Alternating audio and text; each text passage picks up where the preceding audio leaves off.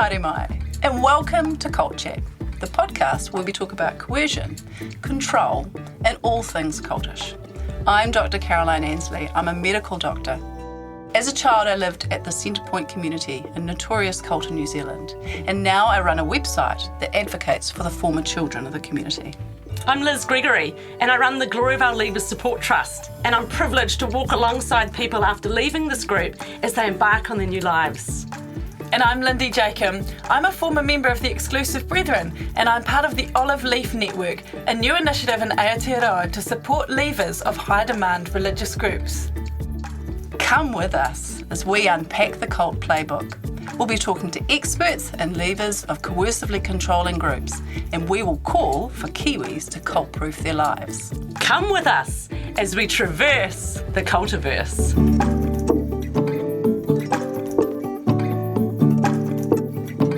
A warning, this podcast contains references to subjects and discussions which may be difficult for some people to hear.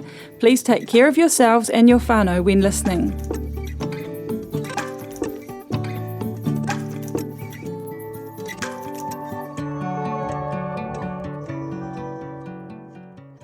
Kia ora, welcome back, ladies. Hello. Hello. So today's episode is going to be a follow-up from our previous episode where we interviewed Dr. Steve Hassan. It was fascinating to have a chat with him, and obviously we could talk to somebody like that for hours. He's well known for his bite model and the influence continuum. Encourage our listeners to look him up in his Freedom of Mind website.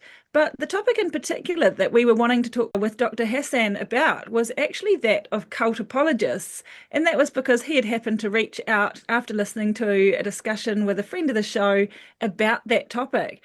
So there is so much we could talk about around this topic of what is a cult apologist? Why do they exist? What is our beef with them? Why are they perceived as such a problem? So we thought we'd do another episode where we can dive into all that stuff a wee bit more.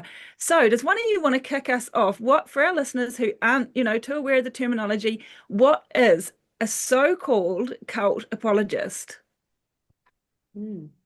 Well, I liked what Dr. Hassan said. He said in the early years, he used to call them cult defenders. And I think that's actually just quite a helpful term for your average public member, a cult defender. And that always just elicits a response in me like, wow, there are people who do that. Well, I mean, I think one thing that I'm like a really big fan of, and I do feel like I need to, I do feel like I need to put this out there, is that I am a big fan of religious freedom. I am a strong advocate for, people to have the right to believe what they want to believe and to live according to their conscience and their beliefs. I don't have a problem per se with people gathering themselves, in a unified sense around religious ideals or beliefs or practices. I support those things, but where I draw the line, so to speak, is when those religious groups or any groups start to breach other human rights and start to and where their very beliefs and practices start to harm others in themselves, because beliefs can harm, practices can harm.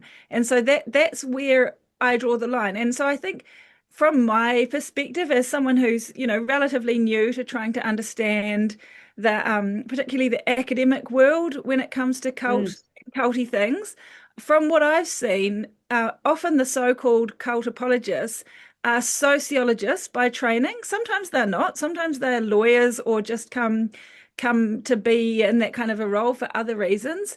But from what I've seen, often they're academics. Dr. Steve Hassan said they're not scholars. Some of them actually are scholars, in my view. Some of them quite legitimately have got sociological or other training behind them in terms of studying societies and people.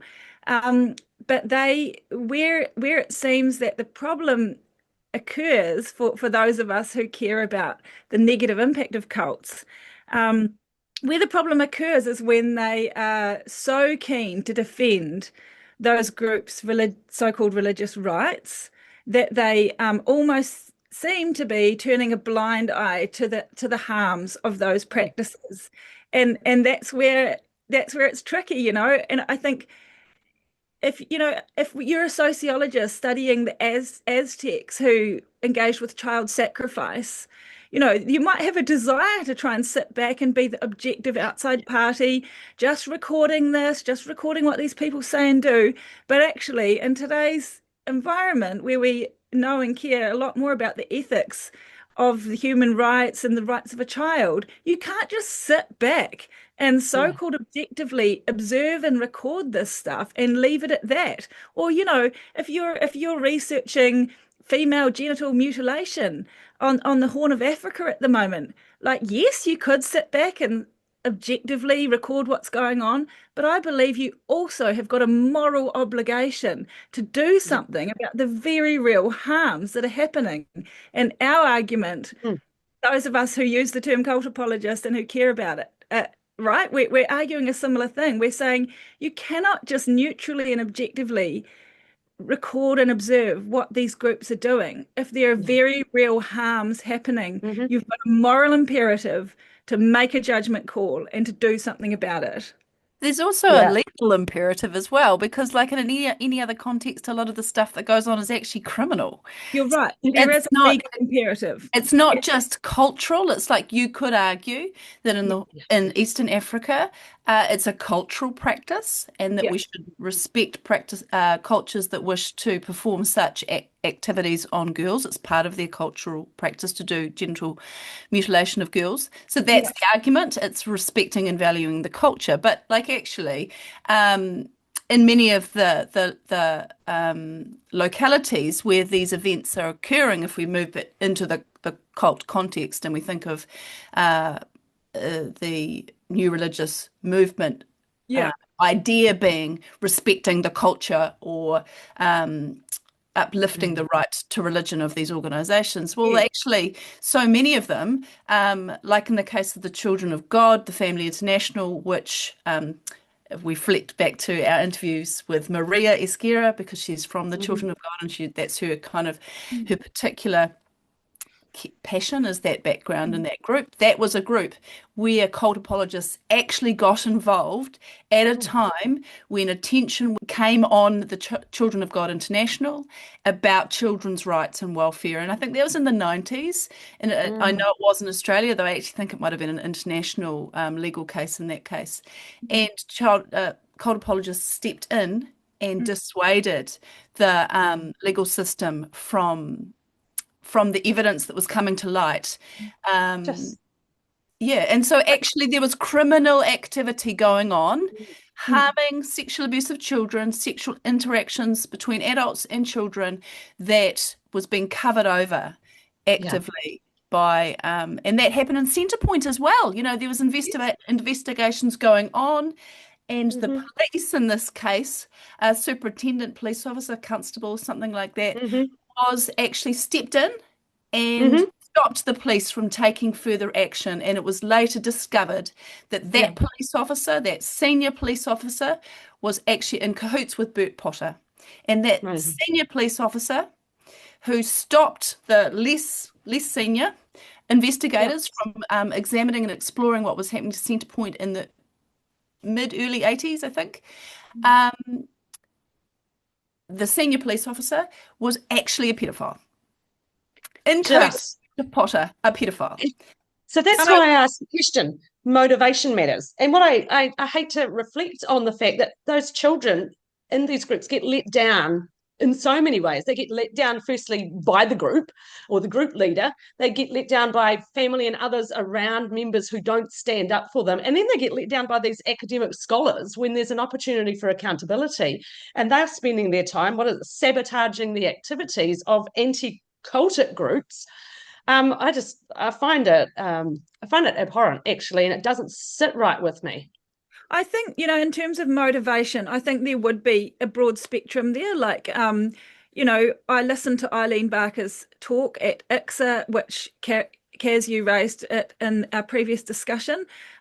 She was just at ICSA. She's now an older academic and scholar sociologist who, for those who don't know, who has spent her kind of career researching what we would call culty type groups. And in her talk there, it was kind of a reflection on her career and on her life's journey. And she was kind of, trying to answer that question of why is she here? Why is she at ICSA? Because, people do ask that question. And again, from my understanding, this is her description of herself. But she portrayed herself as a very genuine sociologist who's very genuinely interested in how groups organize themselves and why they do what they do. And so she perceived that she did have a valid reason to be at ICSA, and that she has got a valid career in that sense.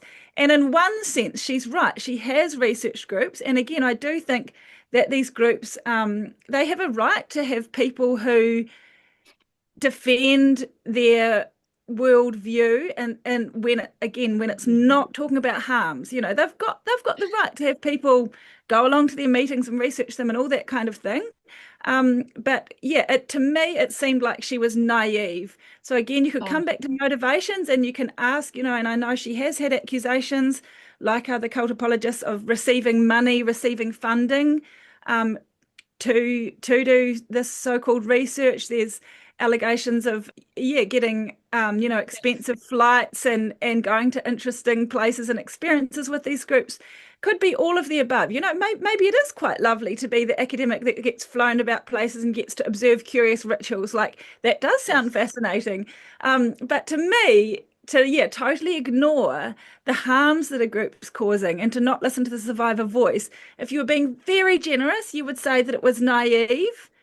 If you were being very generous, and if you were being much more cynical, you would say that it's a willful blindness, that they are intentionally not wanting to write, research, or look at the harms caused because they want to stay in the good books of these groups. And that is a crucial piece, because we know how these groups operate. Yep. Most of them have got a very strong agenda to hide the harms that happen among their groups or that are alleged by former members. A very strong agenda. None of them want to lose their tax status and all of that kind of thing.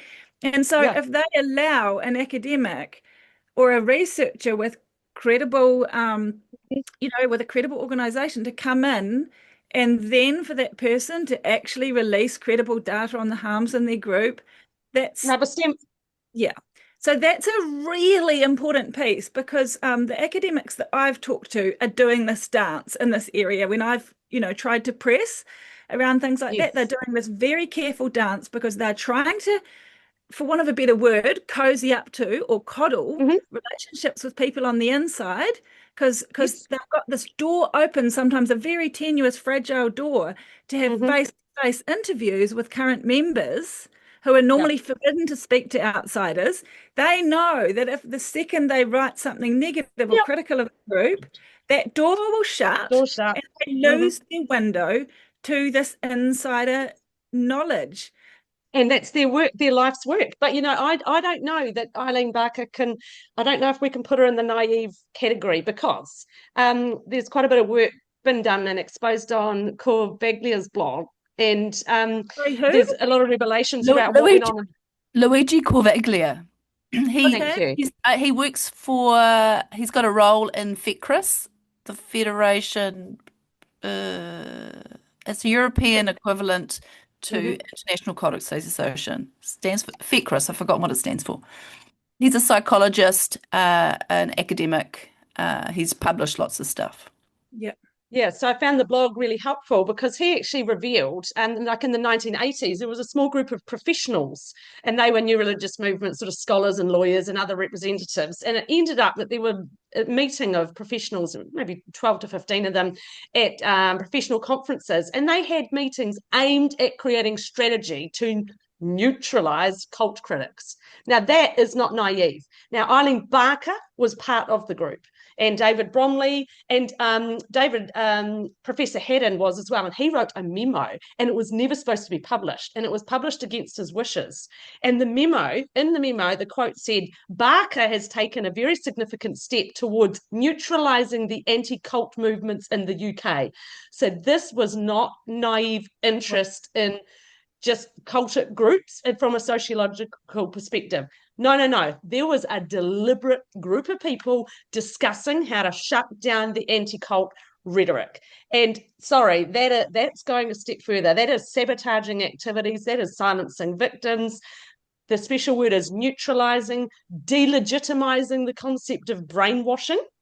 So this is another level again. Cult defenders deliberately setting out to do their thing. So yeah, actually, I think with that in mind, I don't see a place for those sorts of people to be invited to speak at groups like ICSA. It's more insidious than just someone blinded by utopian fantasies, or there's something worse going on. This all got really unsettling for me last week when I read an article on the Guru website by a writer called B. Schofield, who the website's gurumag.com, and the article is called Meet the Shadowy Scholars Supporting England's Doomsday Cult.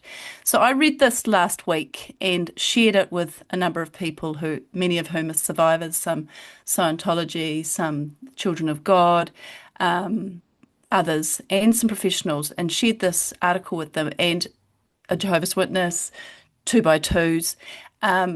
There was an extraordinary amount of upset in reading this article. So we'll put this article in the show notes, and I'll reference here what it described. So it was written in August 2025. So what are we now? This is 2 weeks ago. And this writer, B. Schofield's a journalist who has a lot of previous exposés on other cults, and that's their focus. And what B has described is how, first of all, talking about an organisation which I hadn't heard of before, a cult in England called the Ahmadi Religion of Peace and Light, otherwise known as Aropal, in which does not sound like a nice group at all. The leader is a man called Abdullah Hashem, whom cult expert Janja Lalich, our friend, has described as leading a doomsday cult group with megalomaniacal aspirations. He claims to have performed miracles, raising the dead, curing the blind, urges followers to sell everything and relocate to their compound. Former members have accused him of sexual misconduct, taking blood oaths, coercing abortions, arranging marriages, ordering others to perform sexual acts, urging devotees to kill on his behalf. Does not sound like a good, safe cult at all. And anyway, where our cult apologists come in is that there was a conference that took place in August 20 and 21st at the University of Buckingham's Crewe campus, so that's near the cult, which was funded by this organisation, Aropal, Ahmadi Religion of Peace and Light, which I just described. And there was a panel of academics in which a roster of academics defended the group against accusations of being in a cult. And the organisation, Aropal, funded these academics to travel, their lodgings, meals, and the speakers unanimously praised the controversial group. So I've looked at their website, and I've seen the photos of the people who were present at this event 3 weeks ago. And the participants are some of the most divisive figures in this organisation, this new religious study of new religious organisations. Massimo Intervene, who we've mentioned briefly in that interview with Steve Hassan, Holly Folk, Gordon Melton, Susan Palmer, and Eileen Barker. No. So these people have been accused by watchdog organisations, cult survivors, as defending groups like Scientology, I can never say it properly, Shinriko. That's the organisation that was responsible for the gas. Tokyo, Japan. In Tokyo's, yes. Killing, I can't remember, 10, 15, can't remember how many people. Jonestown, which we all remember Jonestown, and the Children of God. So these groups of people have been downplaying the impacts and the harms of this group. And here they have all attended a meeting 3 weeks ago, and we'll put the links to it, where they have been defending this organisation and going to the... Do you think these people are getting older? Like, these academics are older, and when they started out in the 60s and 70s, they were actually hippies themselves, but they liked these movements, but they never joined them, and then they just got an interest in it, and And now we've had a lot more survivors. We know that in the last 10 or 20 years, there's been an explosion of survivors, but they don't want to discount all the years' work they did before that defending the cults. And so they've just actually decided that it's too hard to now come back and go, you know what, I got it all wrong. And they're just holding their ground. Is that Well, I what's think, going on? I mean, the wider context does matter, especially with things like, trends or a culture that's set in academia and, that kind of thing. And well, I suggest we put in the show notes again a link to Stephen Kent's important article where he discusses this kind of thing. It was published in International Cultic Studies Association Journal as a very, very well researched academic article looking at this whole history of cult apologists. And in it, he said that it's really imperative that we understand the original context of people being anti the use of the word cult and that kind of thing, which he placed in the 70s and 80s. And again, this is like foreign to those of us that are younger and weren't around then. But Dr. Stephen Hassan speaks of the cult deprogramming, so to speak, that was happening, where again it was largely driven by parents who were really concerned about their children and young people who'd been brought into, recruited into these groups, and then they were again, they weren't attempting to be unethical. It was just trial and error, people freaking out, trying to figure out what to do. But they did this often quite forcible removal of their young people from these groups. And some of it was quite coercive and kind of almost like kidnapping to get people out. There's been similar challenges in trafficking organizations where actually sometimes, a forcible uplift from somebody can be very traumatizing in itself. And so he says that context is really important because then it got this big backlash. It did work for some people, but for others, they found it traumatizing. Some of them turned around and then sued their parents or sued the cult deprogrammers. And so he says that context is really important because as part of that, in academia, they then, joined the kind of reaction of saying, hey, this is an unethical process. And as part of that, because some of the former members, did renounce their groups, but then went back to their groups and then said, oh no, I did actually love the group. And this, it led to this belief that former members were unreliable and that they're, often that they were mentally unstable at times or just that their accounts were flip-floppy and couldn't be trusted as reliable, sources of evidence. And there was at times very confusing kind of deception or lying, protecting the group maybe. He said, she said. And so there's this is a really important piece for us to discuss because Stephen Kent says that it was then that former members' voices and experience and stories became to be seen as a non-credible source of research. And this is just such an important piece for us to sit with. And I've definitely got a bunch of thoughts about this as a former member myself, because I came across this when I went to go and began doing some academic research, which I haven't completed in this area. Because again, I very quickly came up against this thing that my personal experiences did not count. There is one small area you can go into to try and make your experiences count, and that's using ethnographic forms of methodology and research, where then your experience can count. But again, in some academic circles, especially the older generations of academics, ethnography is not seen as valid, and it's seen as you bringing too much personal bias into your story. Right. So there's definitely a shift there happening where that kind of personal story and ethnography has not been seen as valid. It's slowly changing in academia where it is seen as valid, but it's a very slow and very big culture shift that needs to happen. That just reminds me that employment court over the Gloriavale issue, there were just these varying narratives. It just looked like us versus them. You had the leavers telling their stories. They were a lot more dynamic in the way they expressed their stories. Then you had the cold sort of wooden woman from Gloriavale who all answered the same thing and had a very similar theme. But there was just a wide ocean in between them. So in the end, the court appointed a psychiatrist, Dr. Norris, to come, and her main job was to help the judge and the court and the lawyers understand why they were hearing narratives that were just on opposite ends of the spectrum. And so she was able to speak into how high cost groups operate, thought processes around decision making when you're in a constrained group, and it becomes clear as day that the people in those groups have bounded choice, really, for we want to use Dr. Janja Lalich's words. And so when you're in a bounded choice situation, you answer things that keep you alive for survival. And someone sitting currently in Gloriavale in court being asked questions about it always has to defend the group. They have to be loyal. They can't afford the consequences if they're not. And so you're going to get lies being told on the stand. And this is such an important piece, because, you know, I'm thinking of, there's somebody who's, you know, allegedly a cult apologist, well known, called Massimo Intravene, and he has written on the Plymouth Brethren Christian Church.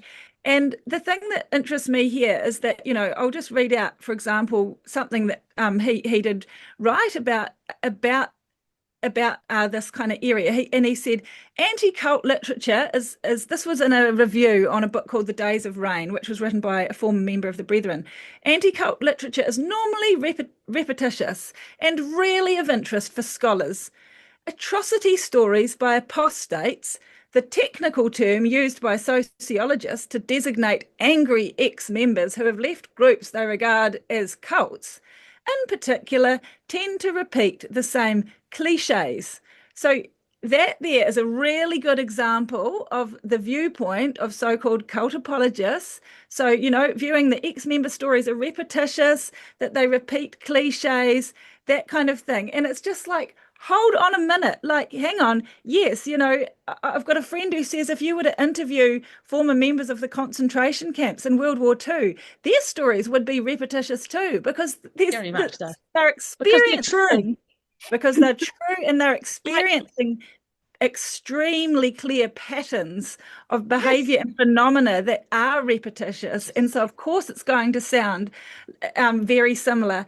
But the fascinating thing, Liz, just hearing you talk about the Gloriavale current members, you said that they were wooden and that kind of thing, and that their stories are repetitious too, that they're all saying the same kind of thing. And this is a key piece that Stephen Kent says in his article, which we'll link, is that he says, you know, these academics and apologists have been very keen to paint former members' stories as being that of propaganda, of having an agenda and a bias to just be negative about the group. And he said nobody seems to be asking the question, on the other hand, what about current members? Do they also not have a very strong agenda and bias to be overly glossy and positive about the group?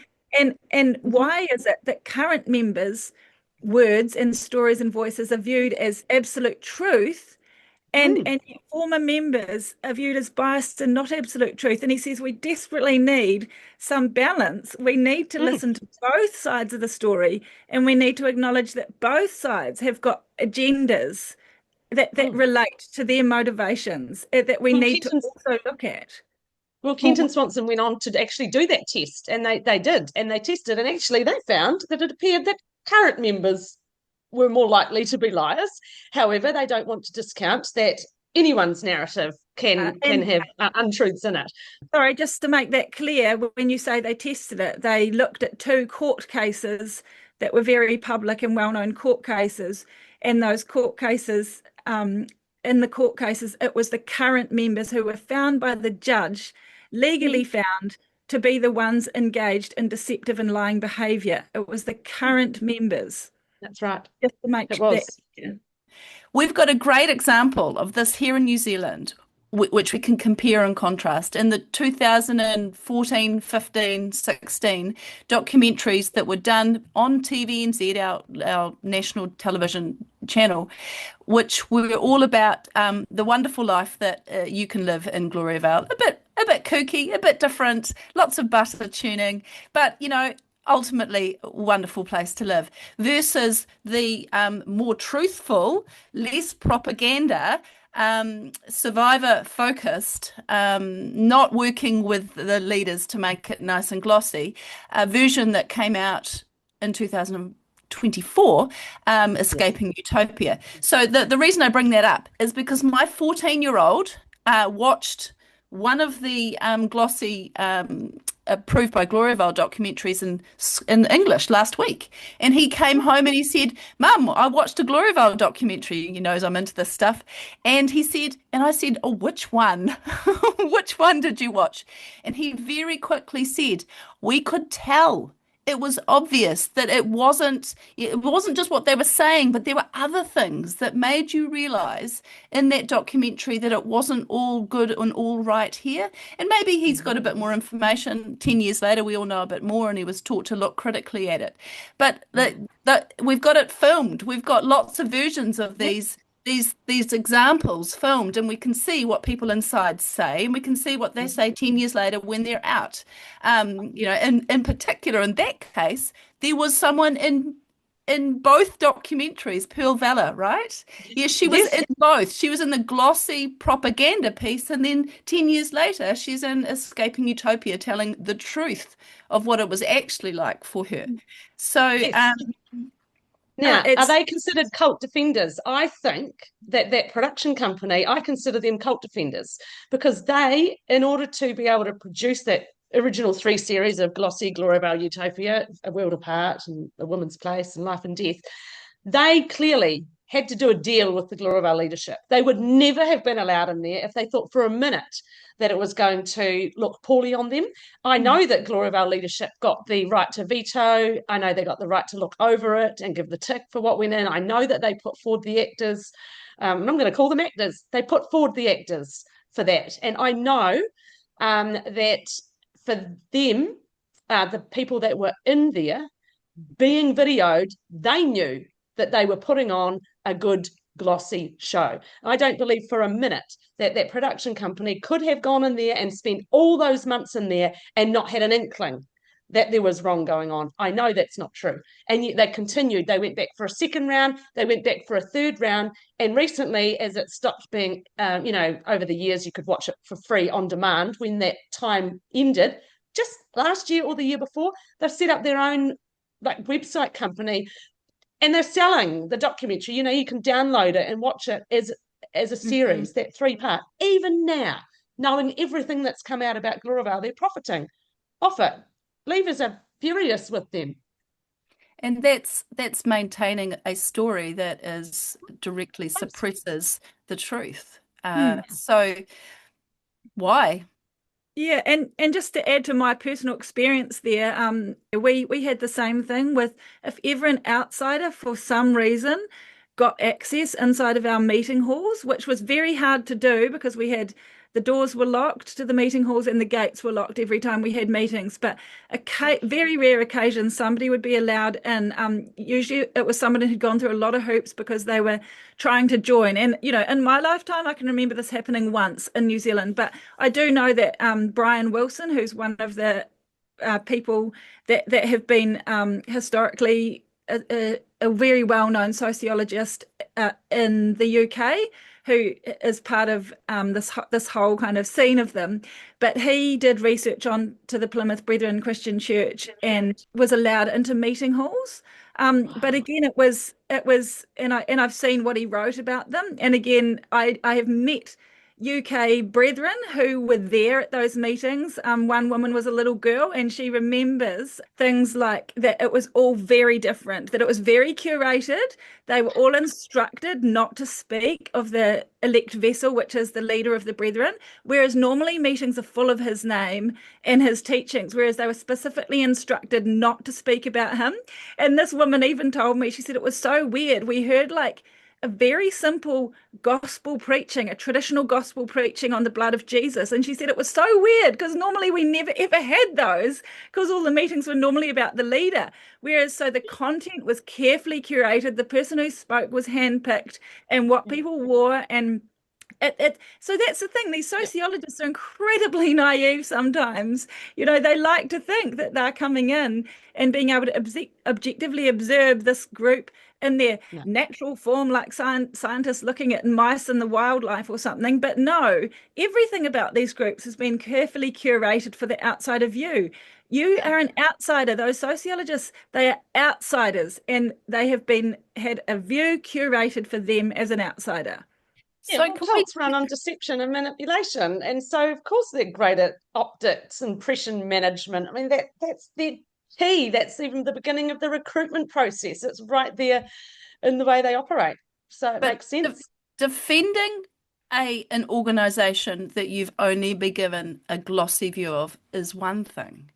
But what about when these people actively attack survivors, like actually actively try to tear down those who are doing the work? And we know some people, who have been vocal advocates, whistleblowers, who have spoken out against activities from the Jehovah's Witness, for instance, Falun Gong, Eastern Lightning, other organisations who have been discredited, invalidated, their reputations damaged publicly. We can mention Bitter Winter, which is the platform that Intervene runs. He also runs CESNUR. What's that stand for again? Remember what? Centre for New Religious Movement Research or something. Yeah. And he also runs Bitter Winter as well, where he posts all these articles, and he also has attacked B. Schofield, who we just were talking about earlier on, who wrote those articles. So actually tearing down these and destroying the credibility of individuals who are saying, look, but what about this survivor voice? What about this? Well, the funny thing about Massimo in particular is that he genuinely is not a religious studies scholar, and he's not a trained sociologist. He got his degree in philosophy and in law. So really he's a copyright lawyer, not a sociologist. So his whole deal is he's just a joke, in my opinion. And he's really into researching Satanism and vampires and that kind of thing as well, which, he can do that if he wants, but it's just like very curious that he's... When you see the list of everything he's written like 35 things on vampires and Satanism, and then there's a book on the Brethren study. And Scientology, and there's punked in the middle of it. And I'm like, what? The exclusive Brethren? Yeah. Do they employ him to do this? Yeah. Well, that's what's alleged, is that they employed him to write this book, and it's a very, very glossy little introductory book to the Brethren, and it's actually, again, this is just fascinating in terms of going, just showing, I guess, our listeners how complicated this field can be and how shadowy it can be. Is that Massimo, wrote a book. It got published by Oxford, like a reputable publishing house, and yet the book did not appear to have been properly peer reviewed. It's absolutely full of historical and academic flaws. There's a scathing review by really well respected actual Brethren historians, Neil Dixon and Timothy Stunt, and they said in it, somewhere I had some notes about it, but they literally called his work sloppy and imprecise. They said at points it was so confused as to be gobbledygook, and they lacking in proper referencing, historically inaccurate. But again, as an example, in that book, Massimo referred to former members' stories, and he called them lurid accounts, which is an incredibly dismissive and highly judgment-laden term to use of former members' stories. So it's a damning review of his sloppy and imprecise work. I think it's also just, for me, it's also a call to say, hey, this is unscientific. It's not actually even doing good research. It's not good methodology just to look at one side of the story. And it's just a call to bring more balance. I think Stephen Kent at the end of his article says, he says a great point. He says, let me end with making one final and crucial point. bias and personal views do not have to taint a scholar's work. We've seen fantastic, even great scholarship done by Jewish scholars on the activities of the Nazi regime. And he gives a whole bunch of other examples, but he says you can have rigorous and academic integrity and standards, even if you are a former member, and yeah, your voice matters. You're not a non-person. But the thing that I think about, the thing that just stands out to me when I think about this stuff that is just so painful and so unethical is, we mentioned Dr. Robert Lifton before, and one of his 8 criteria is dispensing of existence.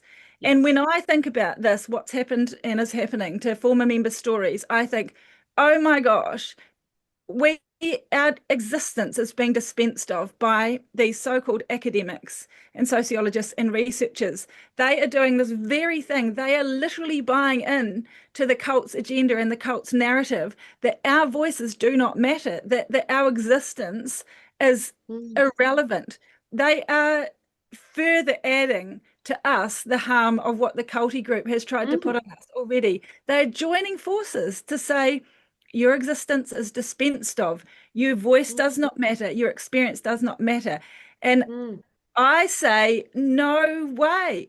Our experience matters. Our voice matters. We have seen inside knowledge and experience that is far more real than the propaganda fronts that these people are exposed to. We need to rise up, speak up, do research. We need to do ethnographies. It is important. It is. And I think about like our involvement. I mean, we're not making up the things we know and believe about Gloriavale Leavers survivors accounts. We were just average Kiwis going along in our life, and then Leavers came into our world, and we just kept hearing these terrible stories. They had no reason to tell lies. They were literally just telling them like they were telling us about what they had for dinner. Like they were just stories of things that had happened in the group, and then get a few of them together. And it's clear they're not making this up. Well, I haven't put on them any desire for them to have a narrative change. They've come and told us that they have now got a better perspective on what happened. They were just talking about whatever had happened, and they'd all sit around the dinner table and go, oh, yes, and do you remember the time so-and-so did this? Oh, yeah, I was there in that meeting. And what about so-and-so? I mean, they haven't made these stories up. They're not made up. No, and also, if we are angry, it is because we have been harmed. And like, again, to go to some extreme examples, like, maybe you can't, in a way it's a safe example because it's no longer practiced as I understand it. But, if you were to go to some of the people whose children were sacrificed with the Incas or something, they would speak of their very real grief, I'm sure, even if they went along with it because they thought it was right. There'd be grief, there'd be anger, or I don't know, some of the other atrocities that have happened around the world. Of course there's anger, of course there's grief. It's because there's been very real damage, destruction, harm, breaches of human rights. Like, we have a right to be angry. That does not invalidate our story. And we need that anger. We've got a world of complacent numbness and bystanders standing around doing nothing. We frankly need that anger to actually bring about some change and justice in these spaces where powerful organizations who have no accountability ultimately and a great deal of power over individuals and are exploiting them. I mean, how else? I mean, I just sit here thinking, well, are these cult apologists going to their doctors with their failure to get an operation for something? And are their doctors discounting their stories? Are their doctors discounting all the things that have happened to them in their lives and the justices they've experienced that mean that they need action to be taken for them in the areas of their health and well-being? Like, this is what makes the world go around. Honestly, it is humans telling other humans what happened to them and other humans caring. So it's actually really utterly dehumanizing that there is a industry. Industry. That's the word. industry. It's not just the odd voice popping up here and there. It's literally an industry that at its core is saying survivors' voices don't matter. And the reason for me that we're doing these 2 talks right now, particularly right now, not just the injustice about the whole thing, is the fact that I, for the last 2 years, have been doing blogs and vlog videos emphasizing the value of the International Cultic Studies Association conference. So I have put live out onto the internet along with Liz and Maria Esquerra for 2 years. I have advocated for the value of the International Cultic Studies Association as an organisation. I've said, guys, you're listening to me. I'm telling you to go to this fantastic conference. But there is a cult apologist in the room espousing this harmful content. And maybe in those individual talks that has been given by Eileen Barker, the individual talks aren't that harmful. Maybe, I don't know, I haven't been to them. But behind it is this industry of harm. Dr. Hassan talked to us in the previous episode about some of that history, how he thinks the organisation came to the point where it was necessary for them to engage in open dialogue and invite people, academics in this field, to their events. And that was really helpful to hear. But I would put a call out now and say, is that okay now? And when this anti-cult movement that we're a part of is so heavily led by survivors, I mean, probably 80% of the people at the International Cultic Studies Association have been survivors themselves, as well as being research academic professionals. Could we reconsider this? There's a new generation of survivors, second generation, children who are raised, who are living now with the consequences of their voices being shut down. They are the new generation. We need them to come to the International Cultic Studies Association. We need to develop their research, their professionality. Yes, Kaz, we should let our listeners know that you have written a letter to ICSA and you understand others have as well, raising their concerns. So we just look forward to ongoing dialogue around the issue. ICSA are a fantastic organisation. They've contributed a lot in this field. Head to their website, check out the resources. There's so much there for those who have left cults, those who've got family members still in, and those working in the professional sphere. So we just look forward to seeing what happens in the future with this particular issue. So that's probably a good way to end our chat for today. Any other thoughts there? Just to say that as a former member, your experience matters, your voice matters, and you need to be heard in academia as well. Brilliant. Wow. Thanks for joining us. And thanks again to Dr. Stephen Hassan, who generously joined us for an hour. So you can listen to that on our previous episode. There was a lot of information in there, and he has a lot to add to this discussion. Make sure you head back and look at Robert Lifton's work so you can understand the sort of building blocks of understanding the psychology of totalitarian regimes. And again, we want people to cult-proof their lives. And so part of that is talking to former members or understanding their perspectives, understanding what drives people, understanding biases and where they come from. And at the end of the day, don't stand by and be an idle citizen of any country, because there is harm and wrong going on right under your nose. And you do have the power to make a difference.